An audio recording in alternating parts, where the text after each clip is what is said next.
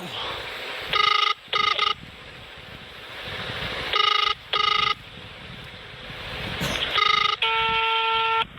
আসসালামু আলাইকুম।